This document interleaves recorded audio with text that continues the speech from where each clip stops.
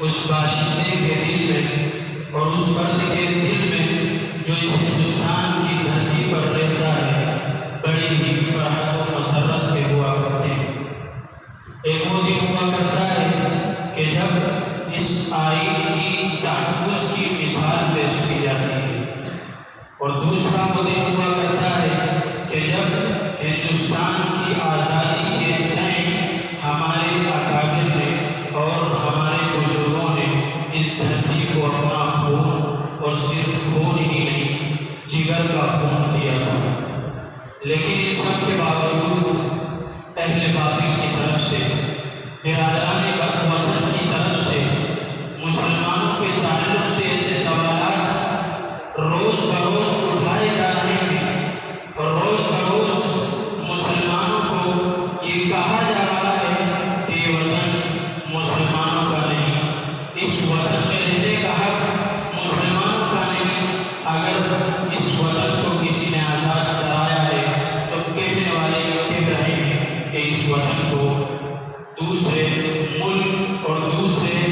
مذہب اور دوسری ملت والوں نے کرایا ہے۔ لیکن یہ حقیقت روز روشن کی طرح آیا ہے کہ جس طریقے سے ملت اسلامیہ کے ماننے والوں نے، اسلام کے ماننے والوں نے، میرے اکابر نے اور ہمارے علماء نے اس ملک کی خاطر جو سعی کی ہے اور جو جد و جہد کی ہے اس کو کوئی بھلا نہیں سکتا۔ لکھنے والوں نے لکھا ہے، انگریز اپنی یادداشت میں خود لکھتا ہے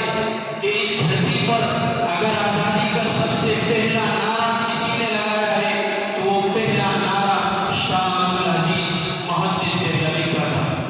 جب شاہ عبدالعزیز محدث دہلوی رحمۃ اللہ علیہ کی طرف سے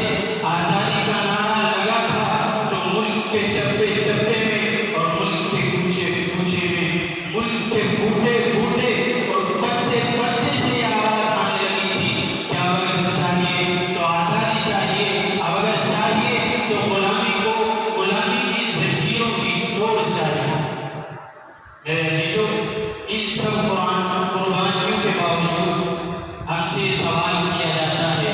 کہ اس دیش کا وفادار کون ہے؟ اس دیش کا وفادار کوئی مسلمان نہیں ہے، اس دیش کا وفادار ملت اسلامیہ کو ماننے والا نہیں ہے۔ میرے عزیزوں، اگر آپ چاہتے ہیں کہ اس موضوع کے تعلق سے، اس تعلق سے کچھ سنیں کہ ہندوستان کا وفادار کون ہے، ہندوستان کے ساتھ اگر کسی نے وفاداری کی ہے تو آخر وہ کون ہے، اسی موضوع پر میں